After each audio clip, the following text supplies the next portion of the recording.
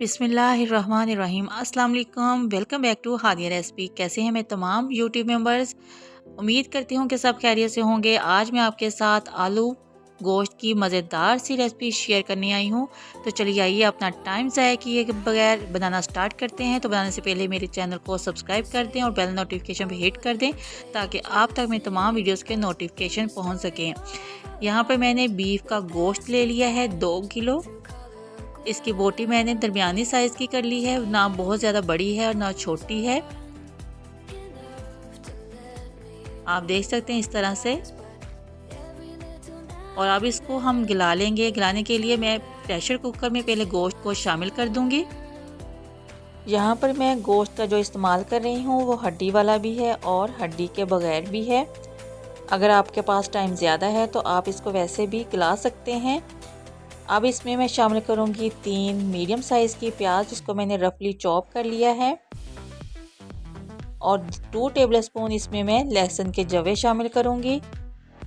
1 tablespoon इसमें लाल मिर्च का पाउडर ऐड करेंगे।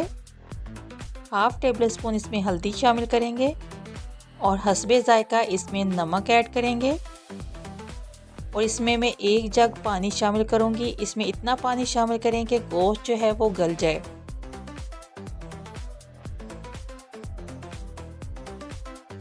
पानी शामिल करने के बाद इसको अब कवर कर दूंगी मैं तकरीबन 12 से 15 मिनट के लिए। और प्रेशर कुकर में इसको गलने के लिए छोड़ देते हैं। 15 मिनट के बाद आप इसका कवर हटाकर देखते हैं। आप देखिए इसमें थोड़ा सा पानी अभी मौजूद है और गोश्त जो है वो गल गया है। जो थोड़ा बहुत पानी इसमें मौजूद है इसको अब मैं ड्राई कर लूँगी। इसको अब मैं किसी खुले बर्तन में डालकर इसका पानी जो है वो खुश्क कर लेना है और फिर हमने करनी है इसकी भुनाई। गोश्त को भूनने के लिए इसमें आधा कप मैं ऑयल शामिल करूँगी। इसमें बहुत ज़्यादा ऑयल नहीं शामिल करूँगी क्योंकि इस गोश्त में खुद भी थोड़ी बहुत चिकनाई मौजूद होती है, तो इसलिए ऑयल का इस्तेमाल कम करेंगे। साथ ही इसमें मैं सब्ज़ मिर्ची शामिल कर दूंगी 8 से 10 और 1 टेबलस्पून इसमें अदरक पेस्ट शामिल कर दूंगी और 4 से 5 टमाटरों का पेस्ट है वो शामिल कर दूंगी।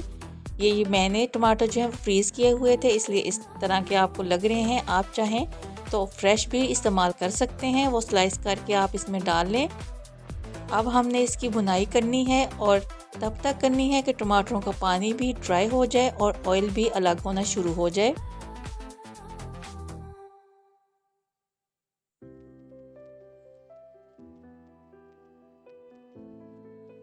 टमाटरों का जब पानी ड्राई हो जाएगा तो इसमें मैं शामिल कर दूंगी आलू।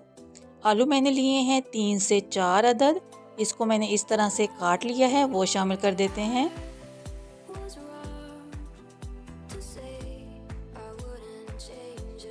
और गोश्त के साथ ही हम आलूओं की भी भुनाई करके इनको गला लेंगे। अगर इसमें पानी की मुझे ज़रूरत महसूस हुई तो आप इसमें थोड़ा सा पानी जो है वो शामिल कर सकते हैं ताकि मसाला जो है गोश्त का वो भी नीचे ना लगे और आलू जो हैं वो भी गल जाएं।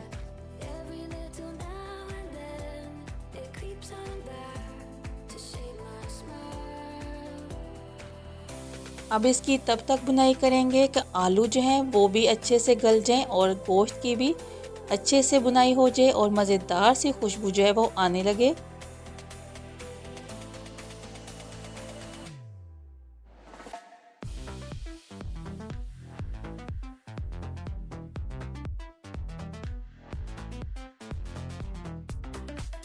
आप देख सकते हैं कि ऑयल जो है वो अलग होना शुरू हो गया है। अब इसमें मैं शामिल कर दूंगी 2 जो है दालचीनी की कुछ टुकड़े हैं और 1 बड़ी इलायची है और साथ में ही मैं इसमें गरम मसाला पाउडर शामिल कर दूंगी 1 टेबलस्पून। और इसको अब 1 से 1.5 मिनट में मज़ीद भून लूँगी ताकि इन मसालों की खुशबू जो है वो निकल आए। गोश्त और आलूओं की हो गई अच्छे से बुनाई, आलू भी तकरीबन गल चुके हैं। अब इसमें पानी शामिल करेंगे। पानी आप अपने हिसाब से इसमें शामिल करें, जितना आपको शोरबा चाहिए उस हिसाब से आप इसमें पानी जो है वो ऐड कर सकते हैं।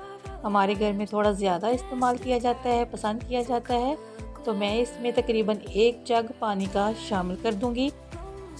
साथ ही मैं इसमें थोड़ा सा धनिया शामिल कर दूंगी और इसको कवर कर दूंगी पकने के लिए, ताकि पानी जो है वो भी पक जाए, कच्चा ना रहे।